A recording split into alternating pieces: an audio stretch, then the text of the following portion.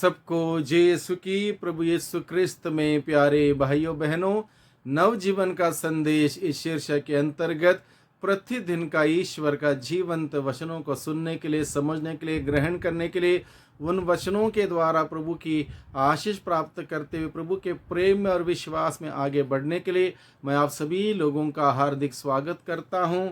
आज जुलाई की 18 तारीख है, बृहस्पतिवार है और आज का दिन का मुख्य संदेश है ईश्वर बिना भेदभाव के हर एक व्यक्ति को अपने पास आने के लिए खुला निमंत्रण देता है। यह खुला निमंत्रण क्या है, किसके लिए है और क्यों हमें प्रभु हमें बुलाता है अपने पास, इस बात पर हम लोग मनन चिंतन करें। आज के दिन में मनन चिंतन करने के लिए हम सबों को विषय दिया गया है संत मत्ती के द्वारा रचित सुसमाचार अध्याय 11 पद संख्या 28 से 30 का छोटा सा प्रसंग है।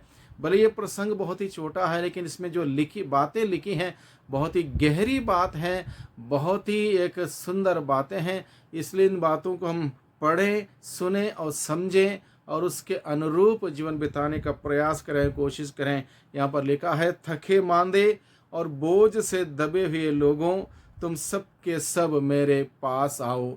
यहाँ पर किसी कैटेगरी के लोगों को बाहर नहीं रखा है, बल्कि सबको इंक्लूड किया है। इसलिए यहाँ पर लिखा है, तुम सबके सब, चाहे वो किसी जात के क्यों ना हो, किसी धर्म के क्यों ना हो, किसी परिवेश से क्यों ना आए हुए हो, अमीर हो, गरीब हो, लाचार हो, जो भी हो और जैसे भी हो, सबके लिए प्रभु का प्यार भरा निमंत्रण है। एक एक व्यक्ति के लिए, एक एक इंसान के लिए प्यार भरा निमंत्रण है कि हर कोई व्यक्ति प्रभु के पास आ सकता, मेरे पास आओ। और जब प्रभु ने बुलाया, मान सम्मान इज्जत से प्रभु ने बुलाया, एक आश्वासन के साथ बुलाया, एक प्रॉमिस के साथ बुलाया। आश्वासन क्या है? प्रभु कहता है, मैं तुम्हें विश्राम दूंगा, मैं तुम्हें विश्राम दूंगा, मैं तुम्हें छंगाई दूंगा, मैं तुम्हें स्वास्थ्य लाभ दूंगा, मैं तुम्हें शांति दूंगा, मैं तुम्हें खुशियां दूंगा, मैं तुम्हें जीवन दूंगा, मैं तुम्हारा उद्धार करूंगा। इस प्रकार से बहुत सारी आशीषों की घोषणा की है। प्रभु ने हमसे कुछ लेने के लिए नहीं बुलाया। इंसान हमें बुलाता है हमसे कुछ लेने के लिए या कोई फायदा उठाने के लिए, कोई काम कराने के लिए, अपने स्वार्थ से इंसान बुलाता है। लेकिन प्रभु कोई भी किसी भी प्रकार का स्वार्थ से नहीं बुलाता है, बल्कि अपने उदारता पूर्वक अपना प्यार से हम सबों को भरने के लिए और हमें आशीषों से भरने के लिए प्रभु हमें बुलाते। इसलिए प्रभु कहता है, मैं तुम्हें विश्राम दूंगा, मेरे पास आओ सबके सब, मैं तुम्हें विश्राम दूंगा। विशेष रूप से प्रभु ने संबोधित किया है जो थक गया है, जो बोझ से दब गया है। आज के परिवेश में चाहे कोई भी इंसान क्यों ना हो, हर व्यक्ति के पास अगर हम जाके बैठेंगे, बातचीत करेंगे, उसके जीवन की असलियत को जानने का प्रयास करेंगे, भले ही हम किसी से पूछते हैं कैसे हो, इंसान बोलता है ठीक हूँ, लेकिन उसके पास बैठ के समय बिताने से पता चलता है क्या ठीक है, क्या ठीक नहीं है। इसलिए हर कोई व्यक्ति कहीं ना कहीं किसी ना किसी बोझ से दबा हुआ है, किसी ना किसी प्रकार से थका हुआ है। लोगों के मन में टेंशन है, तनाव है, समस्या है, अलग अलग प्रकार की समस्या, अलग अलग प्रकार के तनाव लोगों के मन में है। चाहे बच्चा छोटा क्यों ना हो, पढ़ने वाला क्यों ना हो, चाहे युवा क्यों ना हो, चाहे परिवार का मुखिया क्यों ना हो, घर की स्त्री माता क्यों ना हो या बड़े बुजुर्ग क्यों ना हो, हर कोई व्यक्ति के अपने ही एक थकावट के, अपने बोझ की एक लिस्ट है जो हर एक व्यक्ति से वो शेयर नहीं करते, हर एक व्यक्ति से नहीं बताते। लेकिन हकीकत यह है, कोई भी इंसान 100% ये नहीं कहेगा मैं परफेक्ट हूँ, मेरे पास कोई टेंशन नहीं है, कोई प्रॉब्लम नहीं है, कोई दिक्कत नहीं, कोई समस्या नहीं। ऐसा कोई भी व्यक्ति शायद मैं समझता हूँ कि कह नहीं पाएगा, क्योंकि हम सभी इंसान हैं, इस अधूरी दुनिया में रहते हैं। इसलिए अधूरापन हम सबों के अंदर है। अगर अधूरापन हम सबों के अंदर है, प्रभु हम सबों के लिए आया है जो परिपूर्णता में भरा हुआ है।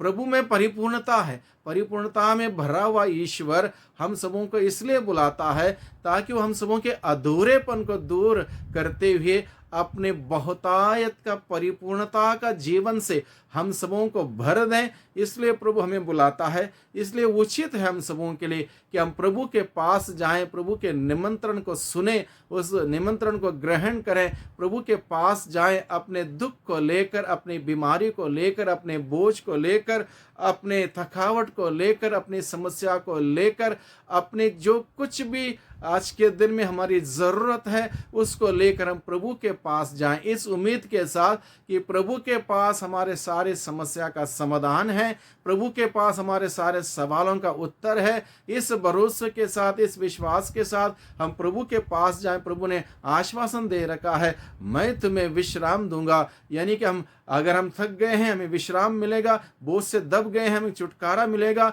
हम बीमार हैं हमें चंगाई मिलेगी। यानी कि प्रभु ने हमें आश्वासन दिया, मेरे पास आओ। इसलिए बड़े भरोसे के साथ, विश्वास के साथ प्रभु के पास जाए, उम्मीद के साथ कि आज के दिन में मैं जब प्रभु के पास जाऊंगा निश्चित रूप से मेरी समस्या का समाधान मुझे मिलेगा, मेरे सवालों का उत्तर मुझे मिलेगा, मुझे सांत्वना मिलेगी, मुझे आनंद मिलेगा, मुझे खुशियां मिलेगी, मुझे शांति मिलेगी। इन सभी बातों को पाने के उद्देश्य से, विश्वास से प्रभु के पास जाएं और प्रभु निश्चित रूप से अपने वादे को पूरा करेगा। दुनिया में क्या होता है, दुनिया में हमारी थकावट को बढ़ाने वाले लोग मिलेंगे, हमारे बोझ को और बढ़ाने वाले लोग मिलेंगे, और इस प्रकार से हमें तकलीफ देने वाले मिलेंगे, हमें दुख देने वाले मिलेंगे। लेकिन सुख देने वाला एकमात्र वो प्रभु है। वो सुख देने वाला, तंदुरुस्ती देने वाला, खुशियां देने वाला, प्यार से भरने वाला वो प्रभु मसीह हम सबों को बुलाता है, मेरे पास आओ। और जो लोग प्रभु के पास गए बड़े विश्वास के साथ, बड़े श्रद्धा के साथ, बड़े आस्था के साथ, जो लोग प्रभु के पास गए, प्रभु ने उनको खाली हाथ नहीं लौटाया, प्रभु ने उनको निराश नहीं किया, बल्कि प्रभु ने इस वादे के साथ उनकी प्रार्थना, उनके निवेदन सुना, मैं तुम्हें कभी नहीं टुकराऊंगा। जो भी विश्वास के साथ मेरे पास आता है मैं इसे कभी नहीं टुकराऊंगा। इस प्रकार से प्रभु ने हर एक व्यक्ति को अपने आशीषों से, बरकतों से भर दिया। इसलिए भाइयों बहनों, आज के दिन में हम प्रभु के पास जाएं, प्रभु के पास ही हमारा सवालों का उत्तर है, समस्या का समाधान है। प्रभु ही हमारे सारे हमारे कष्टों को, बोझ को, हमारे तनाव को, चिंताओं को दूर करते हुए हमें बहुतायत का जीवन से भर सकता है। इसलिए बड़े उम्मीद के साथ प्रभु के पास जाएं, अपने आप को प्रभु के हवाले करें, अपने समस्या, अपने प्रॉब्लम, अपनी ज़रूरतें, अपने निवेदन प्रभु के चरणों में रखें, और निश्चित रूप से दया से द्रवित होने वाला वो प्रभु, वो ईश्वर हम सबों पर दया करेगा, हमारी प्रार्थना सुनेगा और हम सबों को आशीषों से भर देगा। इस उम्मीद के साथ प्रभु के पास जाएं भाइयों बहनों। प्रभु ही हमारा एकमात्र उम्मीद है, वही हमारा सर्वस्व है। इस विश्वास के साथ प्रभु के पास जाएं। प्रभु हम सबों की प्रार्थना सुनते हुए हम सबों को आशीषों से, बरकतों से भर देगा। वही प्रभु हम सबों पर अपनी अनुग्रह पर अनुग्रह बरसाएं। सबको धन्यवाद, सबको जय यीशु की।